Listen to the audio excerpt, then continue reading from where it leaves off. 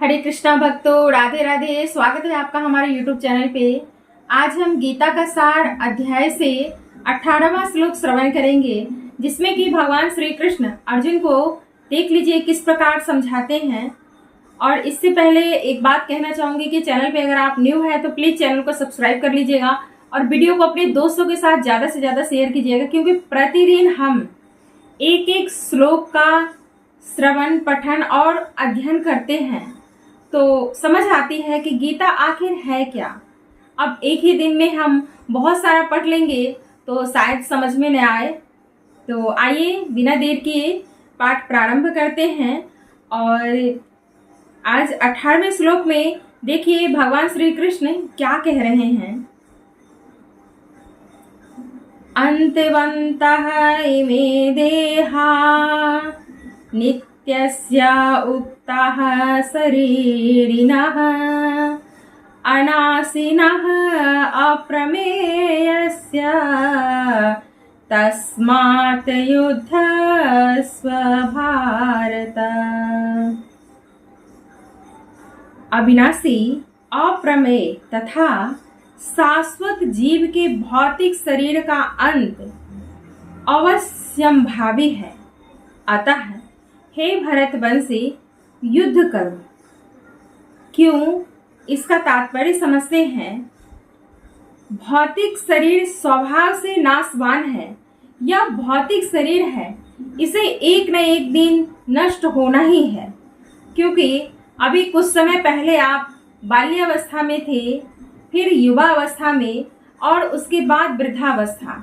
ये नियति का खेल है। इसे हम चाहे कितना भी तेल फुलेल कुछ भी लगा ले, लेकिन थोड़ा बहुत ऊपरी दिखावा, ऊपरी सुंदरता तो आ सकती है, लेकिन यह नाश्वर है, नष्ट होने वाला ही है। तो एक न एक दिन नष्ट होगा ही, चाहे कितनी भी औषधि खा ले या शरीर को स्वस्थ रखने का कोई भी उपाय कर ले, बट नष्ट तो होना ही है। हाँ, एक चीज हो सकता है कि योग करने से, अच्छी डाइट लेने से और अच्छा खान पान हो, अच्छी सोच हो, व्यवहार अच्छा हो तो कुछ ज्यादा दिन हम भगवत भक्ति कर सकते हैं। और अगर भगवत भक्ति में लीन हो जाते हैं तो इस नश्वर शरीर का मोह भी नहीं रहता है, क्योंकि यह तो एक न एक दिन नष्ट ही होना है। तो हमें क्लीन किसे करना है? अपने अंतर आत्मा को, जिसके थ्रू हम भगवत भक्ति प्राप्त कर सकते हैं। शरीर को कष्ट होगा, यह तो लिखा हुआ है, चाहे आप कितनी भी भक्ति कर लें या योग कर लें या कुछ भी कर लें, लेकिन शरीर में अगर कोई कष्ट होना होगा तो वो होकर रहेगा, उसे कोई नहीं मिटा सकता। लेकिन अगर भक्ति में खो गए तो उस कष्ट को सहने की शक्ति मिल सकती है। और जो भगवत भक्ति में खो गया उसे तो कुछ पाने की जरूरत ही नहीं है। कष्ट अगर हो भी रहा है तो इस शरीर को हो रहा है। भौतिक शरीर के लिए हम क्यों शोक करें? अब भौतिक शरीर स्वभाव से नाशवान है, यह तत्क्षण नष्ट हो सकता है और 100 वर्ष बाद भी, अभी भी नष्ट हो सकता है और 100 वर्ष बाद भी नष्ट होगा, लेकिन नष्ट होगा जरूर। यह केवल समय की बात है। इसे अनंत काल तक बनाए रखने की कोई संभावना नहीं है। किंतु आत्मा इतना सूक्ष्म है कि इसे शत्रु देख भी नहीं सकता, मारना तो दूर की बात है। जैसा कि पिछले श्लोक में कहा गया है, यह इतना सूक्ष्म है कि कोई इसे मापने की बात सोच भी नहीं सकता।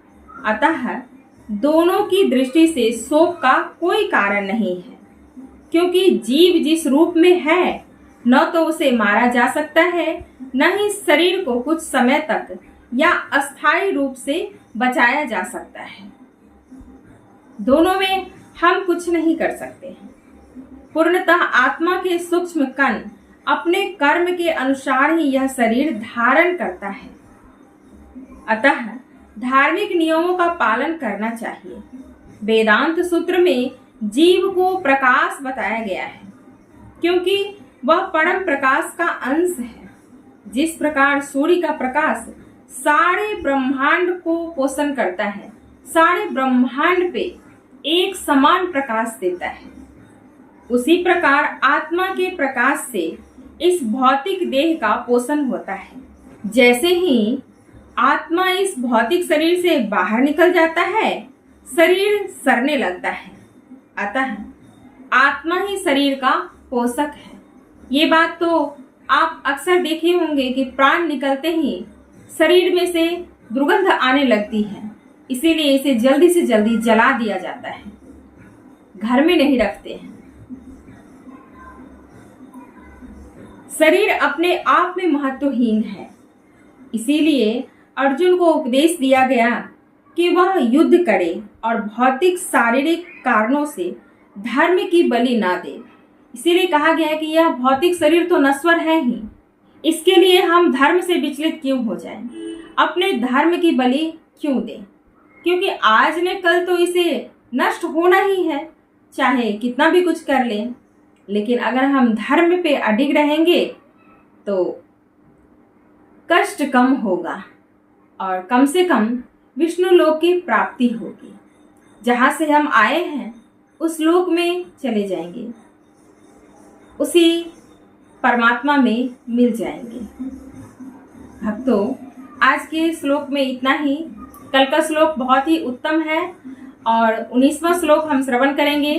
तब तक के लिए जय श्री कृष्णा, राधे राधे।